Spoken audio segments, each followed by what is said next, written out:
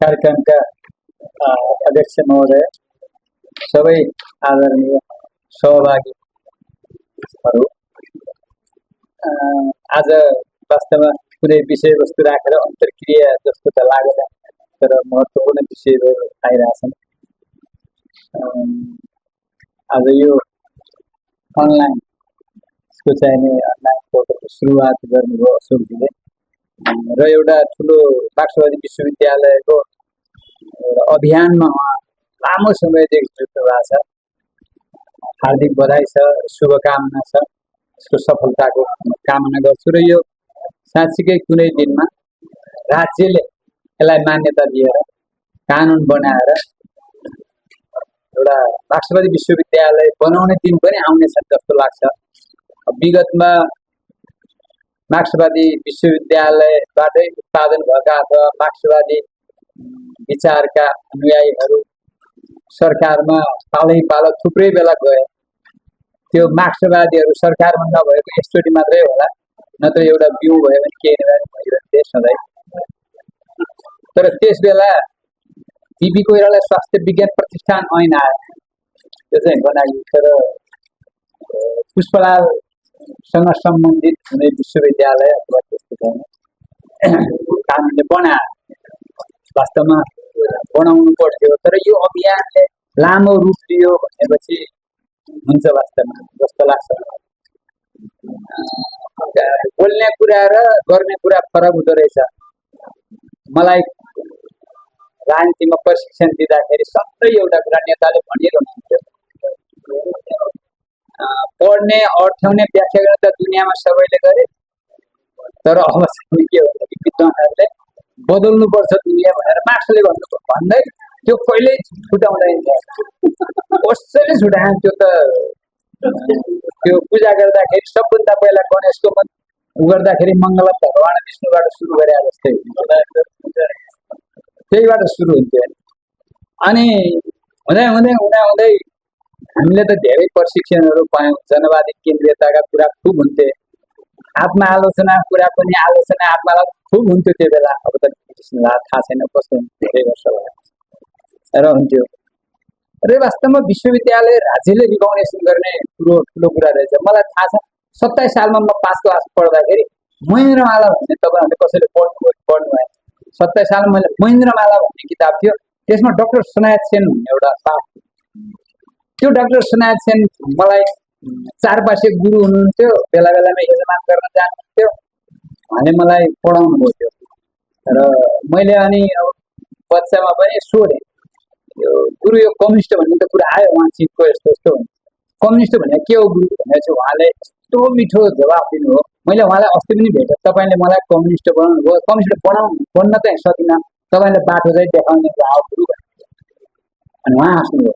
र उहाँले मलाई के भन्नुभएको थियो कम्युनिस्ट भनेको, कम्युनिस्टमा जात भात हुँदैन, महिला र पुरुष मात्रै हुन्छन्, गरिब र धनी हुँदैन, बिहान सबै झुरुक्क उठेर काममा जानुपर्छ, दिउँसभरि बेसकन काम गर्नुपर्छ, बेलुका जति जति माना ल्याए खानेकुरा ल्याए सबैले बाँडेर खानुपर्छ, गरिब धनी भन्ने हुँदैन, यस्तो कुनै जात जातिहरू के पनि हुँदैन, त्यही कम्युनिस्ट हो भन्नुभयो। मेरो दिमागमा त्यसले एकदम घर गयो। किनभने त्यसको केही दिन अगाडि हाम्रो घरमा एउटा बुढा बा थिए, मलाई मेरो घरमा के सिकाइएको थियो भनेपछि बुढा मान्छे आज ढोग दिनुपर्छ भन्ने थियो। तर ती कामी समुदायका रहेछन्, मलाई थाहा थिएन, हजुरबा भनेर ढोग दिएँ। मलाई सबैले खिसी गरे। खिसी गरेको केही दिनमै मलाई त्यो पढाइएको थियो कि जात जाति हुँदैन, कुनै धर्म मान्ने जस्तो हुँदैन, महिला पुरुष दिउँसभरि काम गर्ने साँझ बेला भन्ने कुराले खुब घर गरेको थियो त्यो बेला। त्यो डाक्टर सुनायत सेन 5 क्लासमा कसरी त्यो बेला पाठ्यक्रममा राखियो मलाई थाहा छैन, त्यसका अरू कुरा भन्छ, तर त्यो राखिएको थियो डाक्टर सुनायत सेन। अहिले अब मार्क्सवादी विश्वविद्यालय अथवा पुष्पलाल मार्क्सवादी विश्वविद्यालयको कुराहरू उठिरहेको छ। हामीले अहिले अघि पनि धेरै वक्ताहरूले भन्नुभयो, वास्तवमा बोल्ने एउटा गर्ने एउटा त भइरहेछ। बोल्ने एउटा, किनभने नेताहरूले धेरै कुरा सिकाउनु भयो। अहिले पनि त्यो आन्दोलनमा लाग्ने थुप्रै नेताहरू हुन्छ। यहीँ पनि पङ्क्तिमा झापा विद्रोहदेखि जनयुद्धमा लामबद्ध भएका नेतृत्व गरेका मान्छेहरू हुनुहुन्छ। हामीले पनि कति गर्यौँ, कति बोल्छौँ, कति कार्यान्वयन गर्छौँ मलाई थाहा छैन। हुँदा हुँदा त्यो त हामी मान्छेमा भएको रोग रहेछ। नेपालमा पनि संविधान समाजवाद उन्मुख भनेर लेखियो। त्यो किन लेखिएको थियो भने कम्युनिस्टहरूको मन राख्नलाई। संविधानभरि पुँजीवादको थियो, मानेन। 10-12 बुधे विस्तृतबाट आएका साथीहरू त मान्नु पर्दैन, मान्न त गाह्रो हो नि त। हाम्रो कुरा खै त कहाँ छ त भन्दाखेरि तिम्रो कुरा पनि समाजवाद उन्मुख लेख्दैका छौँ, समावेशी लेख्दैका छौँ, के चाहियो भन्ने कुरा भयो। त्यो मन थामे आयो समाजवाद उन्मुख।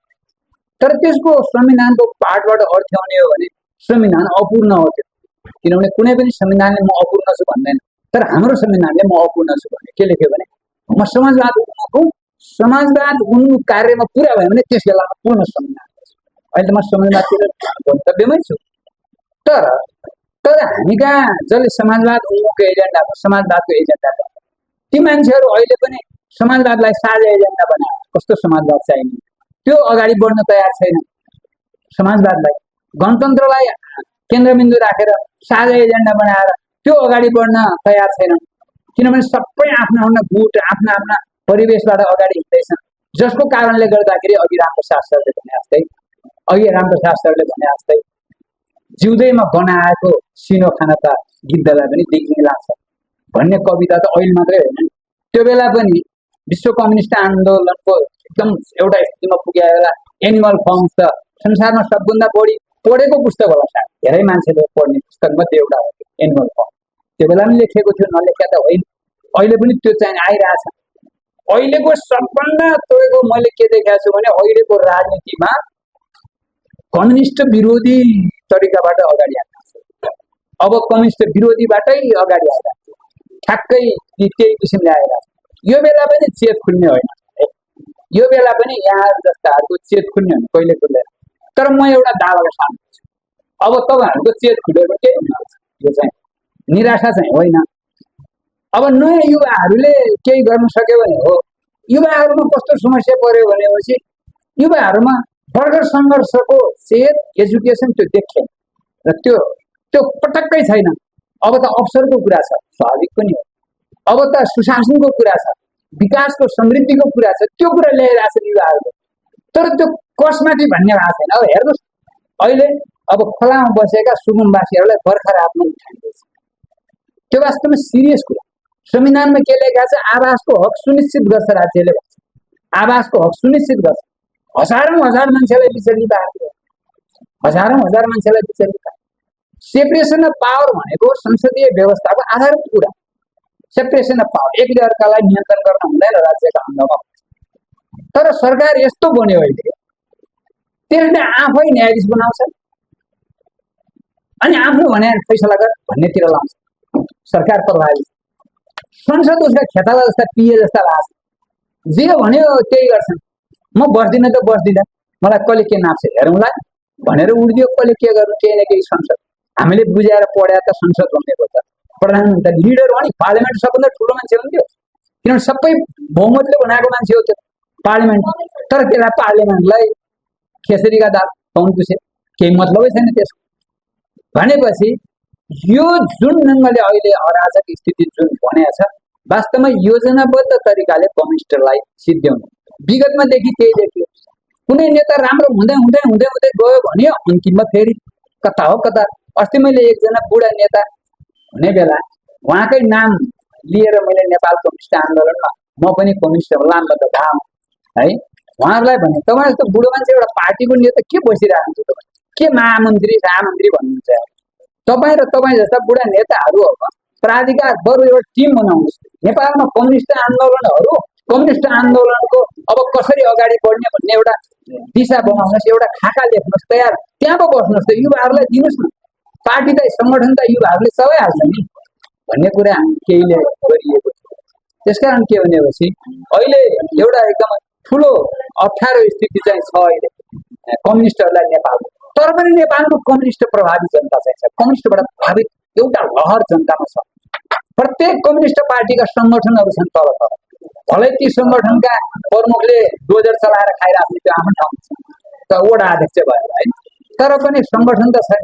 व्यापक कम्युनिस्टप्रति एउटा आकर्षण चाहिने बढिराखेको स्थिति छ कम्युनिस्टप्रति, त्यो चाहिँ हो। त्यस कारण यसलाई गोलबन्द गर्ने तरिका यस्तै अभियान ल्याएर अथवा यही ढङ्गले अगाडि बढ्न सकिन्छ भन्ने चाहिँ मलाई लाग्छ।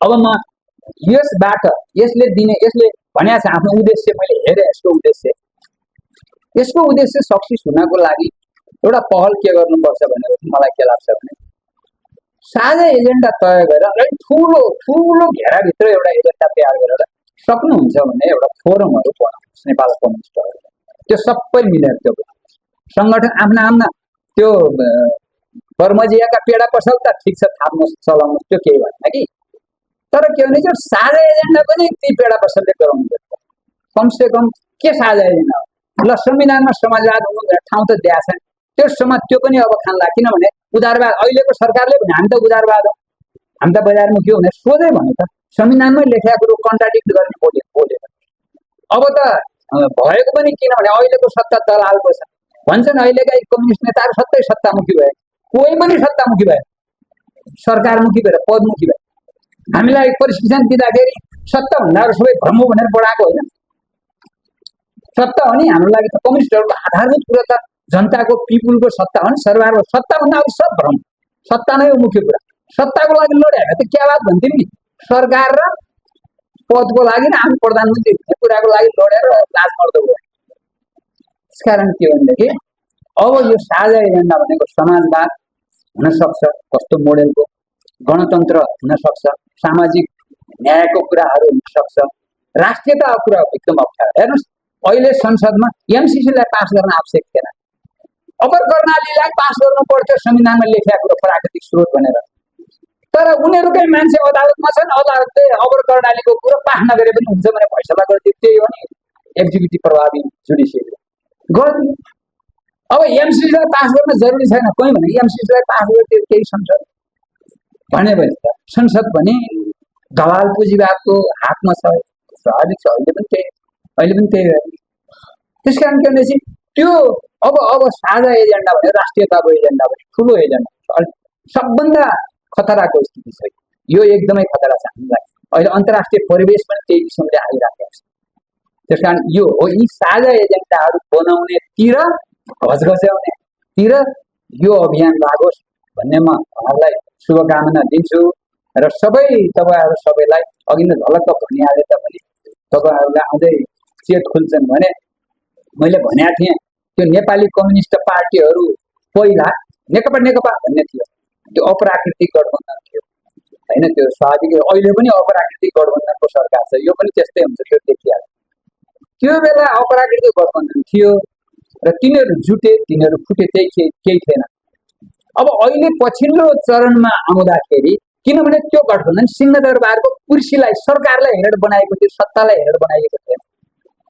अहिले पनि यदि गठबन्धन सरकारतिर हेरेर तपाईँको पदतिर हेरेर को नेता आउने त्यही मिल्दैन समस्या कोअर्डिनेटर को हुने ती झगडा परिहाल्छ कसले संयोजन गर्ने होइन फेरि कोअर्डिनेसन गर्दाखेरि एउटा हुन्छ हाम्रो पार्टीको मुख्य कुरा फलानु छ त्यो शब्द राख्देऊ भन्छ अर्काले त्यो शब्द राख्देऊ शब्दमै फेरि लडाइएर त्यसकारण के भने त्यो नगरेर राज्य सत्तालाई केन्द्रबिन्दु बनाउनुहोस् न त्यो त कम्युनिस्टले गर्नु थियो नि त सत्तालाई केन्द्रबिन्दु बनाएर अगाडि बढ्नेतिर यो अभियानले केही न केही पास सिकाओस् शुभकामना छ।